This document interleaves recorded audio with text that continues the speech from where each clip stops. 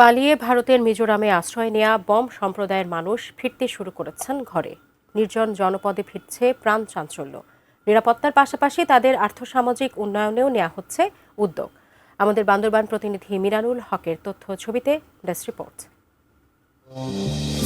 Myanmar সীমান্ত ঘেঁষা বান্দরবানের কেওক্রাডং পাহাড়ের পাদদেশে নামের মতোই সুনসান শান্ত একটি গ্রাম সুংসং পাড়া।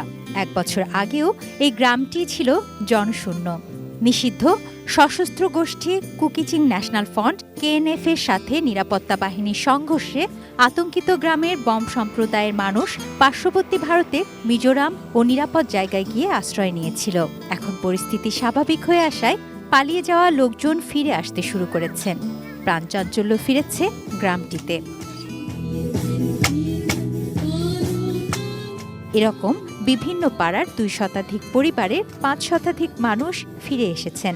ক্ষতিগ্রস্ত লোকজনদের অর্থনৈতিকভাবে স্বাবলম্বী করতে সেনাবাহিনীর সহায়তায় তৈরি করে দেয়া হচ্ছে ইকো রিসোর্ট, দেয়া হচ্ছে নানা সহায়তা। পটাশ উদ্বোধন করলে তারা ইনকাম সোর্স বাড়বে। বেকার যুবক কর্মসংস্থান হয় না, ওদের কর্মসংস্থান পাবে বলে আমি আশা করি। পরিস্থিতি ভালো হয়ে সবাই ফিরে আসছে। নতুন ইকো রিসোর্টটির নাম আলামি তুলাংলা রিসোর্ট, বাংলায় অর্থ দূর পাহাড়ের গান। রিসোর্টটি চালু হলে রুমা থেকে পর্যটকরা বগা লেক, কেওক্রাডং হয়ে সুংসং পাড়া, ডাবল ফলস সহ আরও দুর্গম এলাকা ভ্রমণ করতে পারবেন। এতে পর্যটক শিল্পের উন্নয়নের পাশাপাশি স্থানীয় বম সম্প্রদায়ের শিক্ষা, স্বাস্থ্যসহ আর্থসামাজিক অবস্থার উন্নতি ঘটবে। যে সমস্ত সহায়তা সবকিছু আমরা প্রদান করেছি।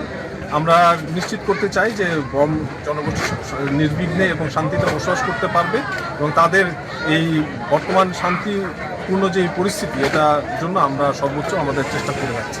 একই সঙ্গে জানানো হয়েছে, কেউ যদি অস্ত্র ছেড়ে স্বাভাবিক জীবনে ফিরতে চায় তাকেও স্বাগত জানাবে আইনশৃঙ্খলা বাহিনী। তুনা সিনা তনু, ডেস্ক রিপোর্ট, ATN নিউজ।